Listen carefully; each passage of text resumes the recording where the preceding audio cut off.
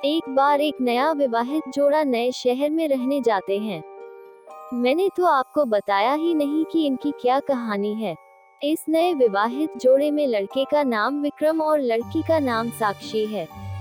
विक्रम की शादी को अभी कुछ ही महीने हुए थे। दोनों बहुत खुश थे।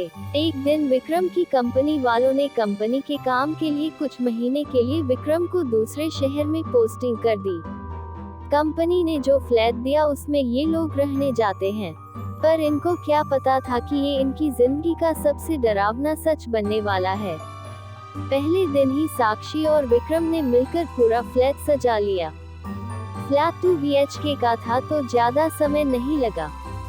ये लोग नए शहर में ढलने की कोशिश की बात एक दूसरे से करने लगे और खाना खाकर अपने बेडरूम में सोने चले जाते हैं। देर रात में विक्रम की नींद खुल जाती है। वो पानी पीने के लिए उठता है। पलटकर जब वो साक्षी की तरफ देखता है तो उसे वहाँ साक्षी नहीं दिखती। थोड़ी देर बाद विक्रम के गले पर 2 हाथ पीछे से उसके ऊपर आते हैं। विक्रम चौंक कर देखता है, पीछे साक्षी खड़ी रहती है। साक्षी ने बोला, क्यों चौंक गए? मैं बाथरूम गई थी। तुम क्यों जगे हो? विक्रम बोलता है, कुछ नहीं, बस पानी पीने के लिए जगा था। ये लोग फिर सो जाते हैं। सुबह उठकर साक्षी दोनों के लिए नाश्ता और खाना बनाती है। विक्रम नाश्ता करके अपना टिफिन लेकर काम पर निकल जाता है। साक्षी अपने फ्लैट में अकेली सोच रही होती है, चलो जो बाकी का काम है उसे ही कर लेती हूँ। वो कपड़े धुलने के लिए वॉशिंग मशीन की तरफ जाती है, फिर मशीन में कपड़े धुलने के लिए डालकर वहां से चली जाती है। थोड़ी देर बाद वो वापस आती है तो देखती है कि कपड़े तो वॉशिंग मशीन में है ही नहीं। वो घबराकर इधर उधर ढूंढते ढूंढते अपने बेडरूम में पहुंचती है। वहां उसके सारे गीले कपड़े उसके बिस्तर पर थे। वो ये सब समझ नहीं पाती है। शाम को विक्रम के घर आने के बाद उसे ये सारी बातें बताती है। विक्रम इसे वहम समझकर बात काट देता है। रात में दोनों अपने बेडरूम में सोने चले जाते हैं। तभी रात में किसी की तेज तेज सांस लेने की आवाज विक्रम को सुनाई देती है। विक्रम धुंधली आंखों से बैठता है और मुड़कर देखता है तो वो बिस्तर से डर के मारे गिर जाता है। वो देखता कि बिस्तर पर साक्षी के बगल में कोई काला साया सोया है जो एक आदमी की तरह दिख रहा था। विक्रम दौड़कर बाथरूम में जाकर पहले अपनी आंख धोता है। वापस आकर फिर देखता है तो अब वहाँ कोई नहीं रहता। विक्रम को लगता है कि ये ठीक से न सोने की वजह से भ्रम हो रहा है। इसी तरह एक हफ्ता बीतने के बाद दोनों अब तक कई बार डर का सामना कर चुके थे, पर वो उसे भ्रम मानकर बार बार टाल देते थे। फिर एक दिन रात में दोनों अपने बिस्तर पर सोए थे। कुछ देर बाद बिस्तर हिलने लगता है। दोनों की नींद खुल जाती है।